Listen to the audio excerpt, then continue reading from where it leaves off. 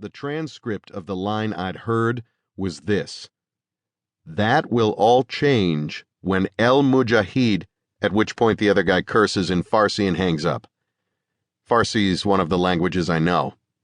Actually, I know a lot of languages. That stuff's always been easy for me. I called my lieutenant, and he called the major, who woke up the colonel, who woke up the Homeland Supervisor. Suddenly, I was the golden boy, and when a full team hit was planned on the warehouse, I got to play. Perks of ringing the bell.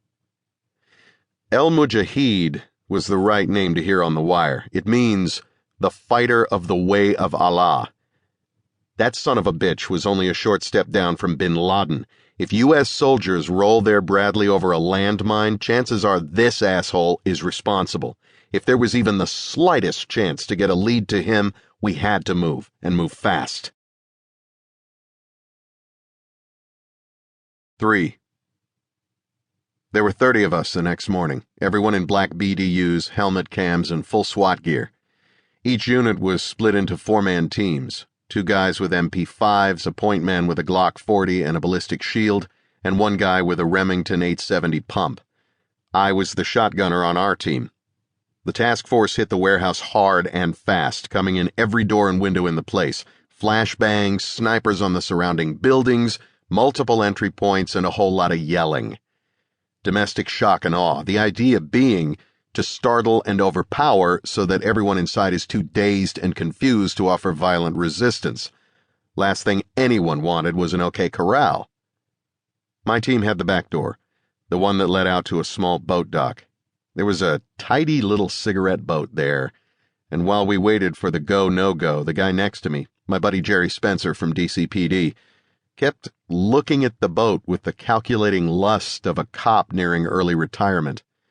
I bent close and hummed the Miami Vice theme, and he grinned. He had a few weeks before getting out, and that boat must have looked like a ticket to paradise for him. The go came down, and everything suddenly got loud and fast.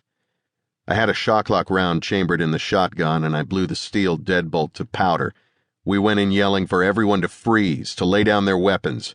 Even if the bad guys don't speak English, there's no one alive who doesn't get the gist when SWAT waves guns, yells, and points at the floor. I've been on maybe 15, 18 of these things in my time with Baltimore PD, and only twice was anyone stupid enough to draw a gun on us. Cops don't hot dog it, and generally, neither do the bad guys, because it's not about who has the biggest balls, it's about overwhelming force so that no shots are ever fired. I remember when I went through the TAC team training, the commander had a quote from the movie Silverado made into a plaque and hung up in the training hall. "I don't want to kill you, and you don't want to be dead." That's pretty much the motto. So, the bad guys usually stand around looking freaked out, and everyone bleats about how innocent they are, yada yada. This wasn't one of those times. Jerry, who was the oldest man on the task force, was point man for our team, and I was right behind him with 2 guys at my back. We hustled down a short corridor and then broke left into a big conference room. 8 Middle Eastern guys around a big oak table. Just inside the door was a big blue phone booth-sized container standing against the wall. "Freeze!" I yelled in 3 different languages. "Put your hands above your heads," and that was as far as I got because the 8 guys threw themselves out of their chairs and pulled guns. OK Corral, no doubt about it. When IAD asked me later to recollect how many shots I fired and who exactly I fired them at, I laughed. 12 guys in a room and everyone's shooting. If they're not dressed like your buddies, and you can, to a reasonable degree of certainty, determine that they're not civilian bystanders, you shoot and duck for cover. I shot the first guy to draw on us, taking him with 2 to the body. It spun him against the wall even as he opened up with a Tech 9, and as he spun, he poured half a mag into one of his buddies. A ricochet burned the air 3 inches from my face. The only lucky part of a free-for-all shootout is that everyone is so caught up in not getting shot that they don't have time to aim. That's a little less true for SWAT, and the ratio of aim to hit improves once the shock of the moment wears off.